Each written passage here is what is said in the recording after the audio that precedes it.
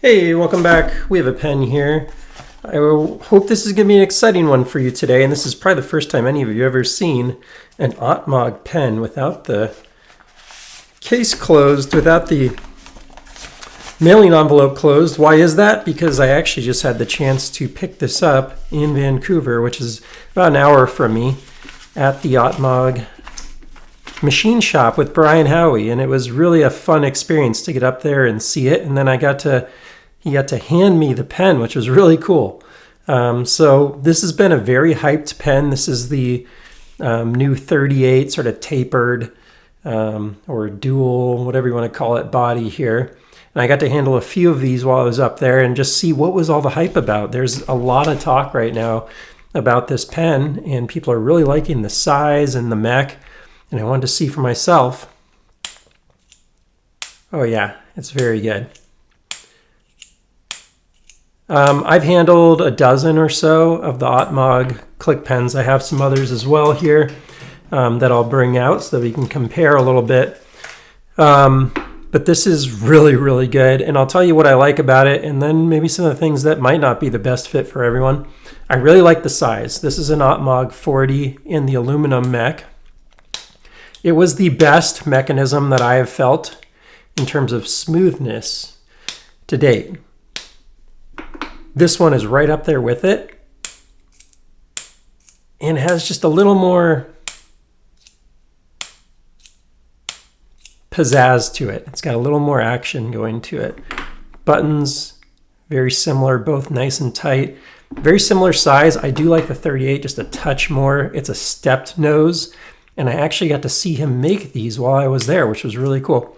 I believe this is a steel ball. I'll have to double check. I forgot what it was. But I've been reading up on these and seeing what people have been posting. And while we were there, we took a look. This is about 0.38, and this is about 0.35. And it does have just a really nice feel in hand on the sizing. So I'm really liking what I'm seeing here. And you can see these are very similar. And these so far are my two favorite Autmogs that I've handled. There are some other really interesting ones in the history of the brand. Let me see if I can grab a couple of them. I just realized I didn't have the other one out here, so I got to go searching through my pens. I'll pause. And just like that, movie magic.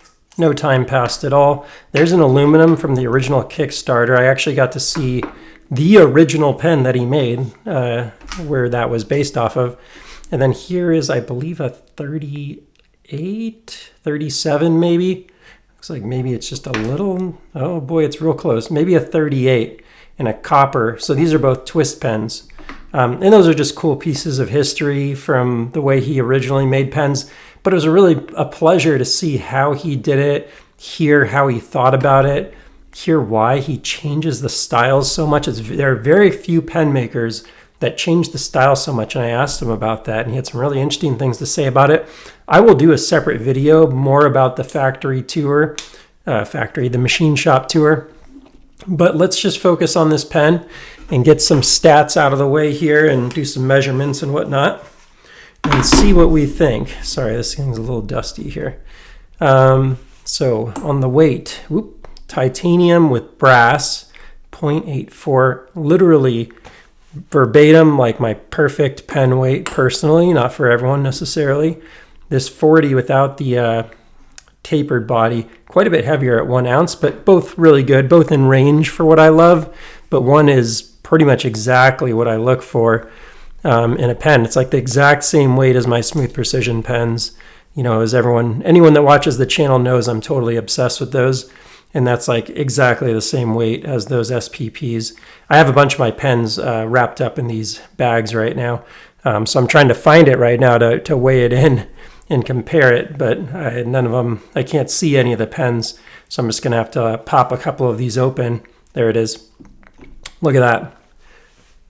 0.85. It's almost the exact same weight. So you talk about why are people really loving this. I'm not saying it's because of this pen, but it's in line with a pen that a lot of people like myself really like. So food for thought. Now let's go ahead, and this one is a G2. let's go ahead and do a little bit of writing with it. I've been doing a ton of writing recently, doing some testing. Look at that, brand new. So we get to uncork the refill there.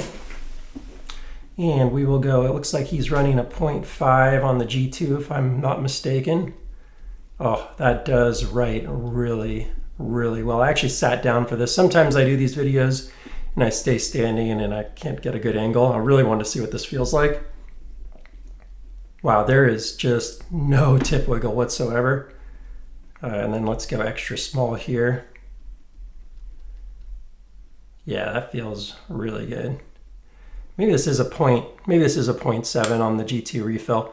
Interesting thing about Autmog, these are single body, so to take the refill out, you don't take this part off, you actually twist the top off, which is kind of unique to his brand. There aren't a lot where you take the top off to do that. So this one is a 0.7 refill, I thought. So it got a little congested here as I went into this smaller writing. These bodies are really elegant. I got to see some of them actually being extruded from titanium today, and it was pretty darn impressive the way that he does it and just what comes out of it. You just feel this one piece body. It is a really impressive thing. And then seeing these little pieces made, it's all quite a process and very impressive to see in person. I've been to a few machine shops. Craig Brown of Brown Knives is, one of the top knife makers in the US, selling his knives for $850 a piece. These are really high-end knives that Craig makes.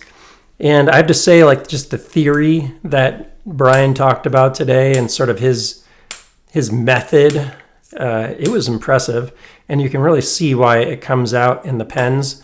It actually looks like it's going to be nose heavy because of the thicker part here. So I went a little light. It's really well balanced there, right in the middle of the pen. That's surprising. So the mech and the nose kind of counterbalance quite well there. This one should be pretty darn well balanced too. Maybe a little towards the nose, a little back heavy on this one by comparison. Whew, that is a really nice pen. There's a little wiggle there, so it's actually a little more wiggle than my older one.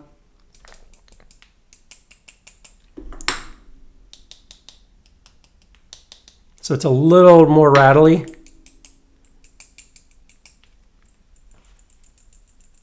Yeah, definitely a little more rattly. There's basically no rattle on that one, especially when it's deployed. Definitely no rattle when it's deployed, so it won't be an issue while you're writing. But a little rattle there. Now these don't have pocket clips. I think he may do one with a pocket clip at some point here. He's working on some new ideas for pocket clips. So you're probably gonna throw it, in something like this, a sleeve, and put it in your pocket. Are you really gonna notice the rattle? I don't know. It's not bad. Like, I didn't notice it right away, like as soon as I did something with it or anything. So it's not terrible. The brass mech, I've had a few from Brian. I don't know if he's using a different brass or if my others just got more patinaed, but it's really nice and light, and it just goes really well with the titanium body. This satin body, these come right off the machine looking like this. He doesn't do any sort of stone wash or sanding or anything like that. So that's pretty impressive. I felt no tip wiggle there. I see why the pen is very hyped. It is an excellent pen, especially for like a desk pen where you don't need a pocket clip. Now, the one thing about not having a pocket clip, it can go rolling around and stuff. So, food for thought there for those of you considering your options. If you need a pocket clip, you're going to have to wait and see.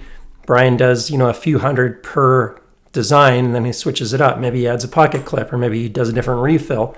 So he's got a pretty interesting method. So overall, definitely impressed. The pen feels great in hand for writing. He has changed up the grips a little bit, but not a lot.